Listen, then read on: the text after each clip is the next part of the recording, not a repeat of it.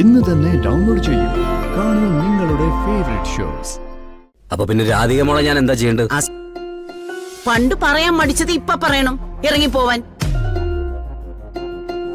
ഇനി അഥവാ ഇറങ്ങിപ്പോയില്ലെങ്കിലേ അവളുടെ കാര്യം എനിക്ക് വിട്ടേക്കടാ. കൊല്ലേണ്ടി വന്നാ കൊല്ലും അവളെ ഞാൻ.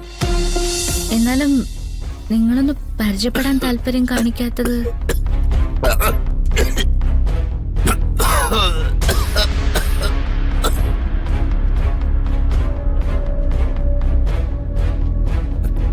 ഇത് മാറിയില്ല ഇതുവരെ. ഇത് കഴിച്ചു തീർക്കണ്ടേ? ഞാൻ തരാം.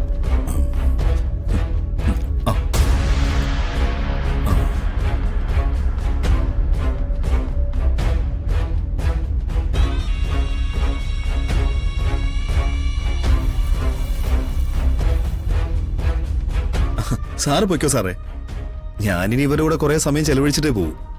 എന്നാ ശരി, ആയിക്കോട്ടെ. ശരി സാർ.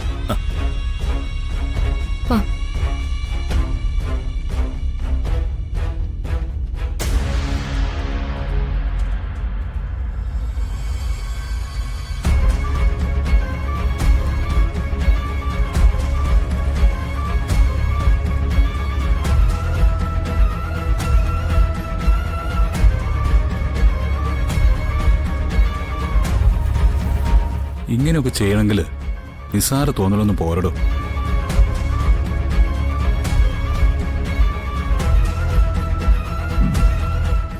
ഈ യാചകരുടെ മുന്നിൽ ഭക്ഷണപ്പൊതി എത്തിക്കുന്നവരൊക്കെ ഞാൻ ഇഷ്ടംപോലെ കണ്ടിട്ടുണ്ട്. ചിലർ കുറേ ഭക്ഷണപ്പൊതികൾ വാങ്ങിച്ച് അരികത്ത് വെച്ചിട്ട് അങ്ങ് പോവും. ചിലർ ഓരോന്നായിട്ടെടുത്ത് കയ്യിൽ വെച്ച് കൊടുക്കും. വയ്യാത്ത ഭിക്ഷക്കാരന് അരികിൽ നിന്ന് വാരി കൊടുക്കുന്ന ഒരാളെ ഞാൻ ആദ്യമായിട്ട് കാണുക. നമുക്ക് എന്തായാലും അദ്ദേഹത്തെ ശരിക്കും ഒന്ന് പരിചയപ്പെടണം വരും. ഇനി കാണുമ്പോ എന്തായാലും. പാട്ടിനെ സ്നേഹിക്കുന്ന ഒരാൾ, ജീവൻ രക്ഷിച്ചാൽ പോലും ഒരു നന്ദി വാചകം കേൾക്കാൻ ഇഷ്ടമില്ലാത്ത ആള്, തെരുവിൽ നടക്കുന്നവരെ സ്വന്തം കുടുംബാംഗമായിട്ട് കാണുന്ന ഒരാള്.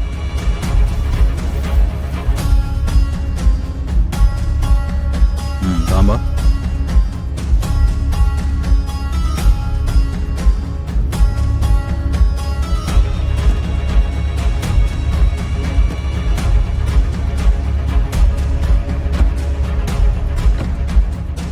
ഈ പുസ്തകങ്ങളൊക്കെ വായിച്ചാൽ ഒരുപാട് പഠിക്കാൻ പറ്റും. പക്ഷേ അതിനേക്കാളൊക്കെ ഉപരി കൺമുണി കാണുന്ന പ്രവൃത്തികളാണ്.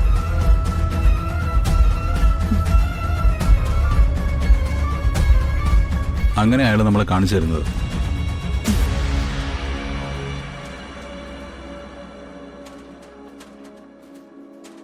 നമ്മളൊക്കെ മറ്റുള്ളവരുടെ നന്മ ചിന്തിക്കാറുണ്ട്. പക്ഷെ അയാളുടെ മുന്നിൽ നമ്മൾ വളരെ ചെറുതായതുപോലെ തോന്നുന്നുണ്ടല്ലേ? എന്തായാലും അയാളെ ദൈവം രക്ഷിക്കട്ടെ.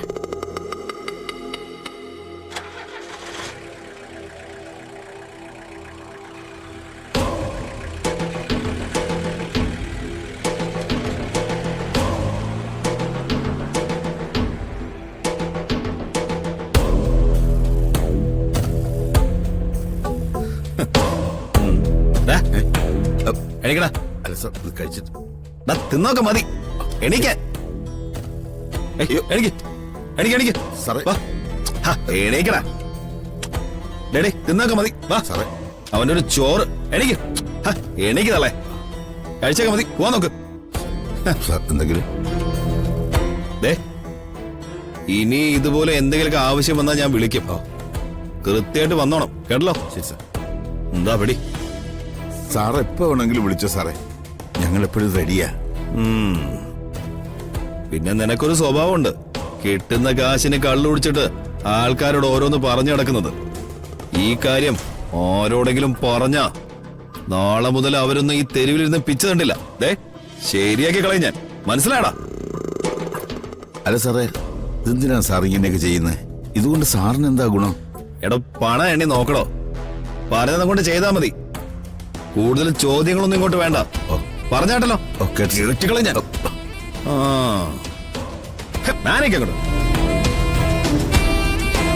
മോനെ, എന്താണോ മറ്റുള്ളവരെ കാണിക്കാൻ വേണ്ടി ഞാൻ ചിലപ്പോ അടുത്തിരിക്കും, വാരിത്തരും. അതിന്റെ അർത്ഥം നിനക്കൊന്നും തോണ്ടിക്കളിക്കാനുള്ളവനല്ല ഞാൻ. പറഞ്ഞാ മനസ്സിലായോ? ഒന്ന് പോടോ.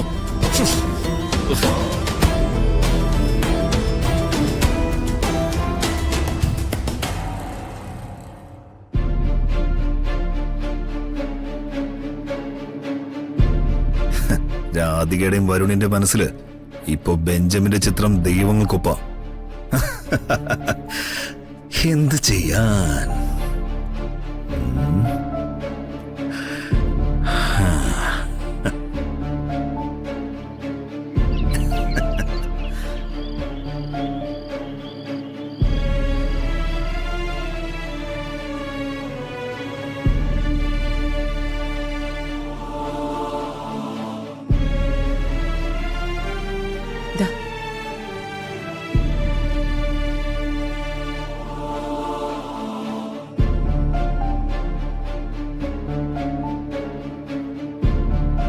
ദേവ, എനിക്ക് ഗൗരവമായിട്ട് നിന്നോടൊരു കാര്യം പറയാനുണ്ട്. എന്താ? ഞാൻ കണിമംഗലത്തുകാരുടെ കാര്യം ആലോചിക്കുകയായിരുന്നു. സംഗതി എല്ലാവരും കൂടി കാണിച്ചിരിക്കുന്നത് ഒരു അബദ്ധമാണ്. നിയമപ്രകാരം പ്രിയങ്ക ഭാര്യയായിരിക്കെ രാധികയോടൊപ്പം വരുൺ ജീവിക്കുക എന്ന് പറയുന്നത് കുറ്റമല്ലേ? ഇതൊക്കെ അമ്മ ഒരുപാട് തവണ പറഞ്ഞതല്ലേ?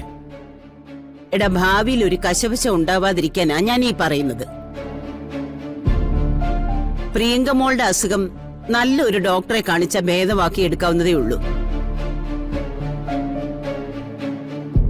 പക്ഷേ അസുഖം മാറിയ പ്രിയങ്ക മോളോട് നിന്റെ ഭർത്താവിനെ ഞാൻ നിന്റെ ചേച്ചിയെ കൊണ്ട് കെട്ടിച്ചു എന്ന് പറയാൻ പറ്റുമോ? എന്താ അമ്മ ഉദ്ദേശിക്കുന്നേ? കണിമംഗലത്തിന്റെ ആറ്റുവാശ്ശേരിയുടെ നന്മയെ കരുതിയാ ഞാൻ പറയുന്നത്. രാധിക വരുണിന്റെ ജീവിതത്തിൽ നിന്ന് പോണം. അല്ല, നിങ്ങൾ രണ്ടുപേരും എന്തു പറഞ്ഞാലും രാധിക അനുസരിക്കും. അപ്പൊ അത് എളുപ്പമല്ലേ?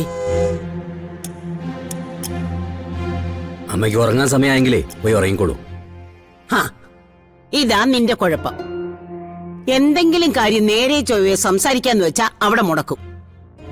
എടാ മോനെ, നീ ഒന്ന് പക്വത കാണിച്ച, മര്യാദയ്ക്കൊന്ന് ആലോചിച്ച, ഇതല്ലാതെ വേറെ വഴിയൊന്നുമില്ല. കണിമംഗലത്ത് പരമേശ്വരനും ജയഭാരതിയും അടക്കമുള്ളവര് പോലീസ് സ്റ്റേഷനിലും കോടതിയും ഒക്കെ കയറി ഇറങ്ങേണ്ടി വരും. അപ്പൊ പിന്നെ രാധിക മോളെ ഞാൻ എന്താ ചെയ്യേണ്ടത്? പണ്ട് പറയാൻ മടിച്ചത് ഇപ്പൊ പറയണം, ഇറങ്ങിപ്പോവാൻ. ഇനി അഥവാ ഇറങ്ങിപ്പോയില്ലെങ്കിലേ അവളുടെ കാര്യം എനിക്ക് വിട്ടേക്കടാ. കൊല്ലേണ്ടി വന്നാ കൊല്ലും അവളെ ഞാൻ. എന്റെ പ്രിയങ്ക മോൾക്ക് വേണ്ടി ബാക്കിയുള്ള കാലം ജയിലിൽ പോയി കിടക്കേണ്ടി വന്നാലും എനിക്ക് കുഴപ്പമില്ല. അമ്മയുടെ പ്രായം എത്രയാ? കയ്യും കാലും മുട്ടും ഒക്കെ വേദനിക്കുന്നുണ്ടെന്ന് ഇടയ്ക്കിടയ്ക്ക് അമ്മ വിളിച്ചു പറയുന്നുണ്ടല്ലോ. ശരീരത്തിന് വേദന വരുമ്പോ ദൈവമേന്ന് വിളിച്ച് കരയാറുണ്ടല്ലോ. എന്നിട്ടും മറ്റുള്ളവരോട് ഒരു കാരുണ്യം തോന്നുന്നില്ലേ മനസ്സില്?